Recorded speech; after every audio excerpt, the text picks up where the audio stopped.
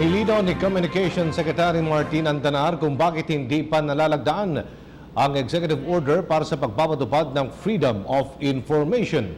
Paliwanag ng kalihim, bagyang naantala ang paglagda sa EO ng FOI dahil tinutukan muna ni Pangulong Rodrigo Duterte ang naging desisyon ng Arbitral Tribunal hinggil sa usapin sa West Philippine Sea. Katunayan, isinasapinal na umano ang executive order at sisikapin umano ng Pangulo na malagdaan ng executive order ngayong linggo. Ang consensus issues dun sa Freedom of Information Executive Order, as a matter of fact, ay na-finalize na ito. Tumana ito sa ating legal counsel, sa pangunguna po ni Secretary Panelo.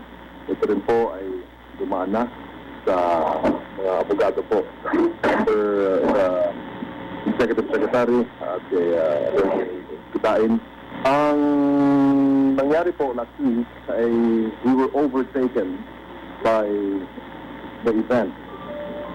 Like for instance, the decision of the Permanent Court of Arbitration at The Hague. So doon po tayo nakatutok lahat. But this week, isikapin po natin na mapirmahan ng Pangulo.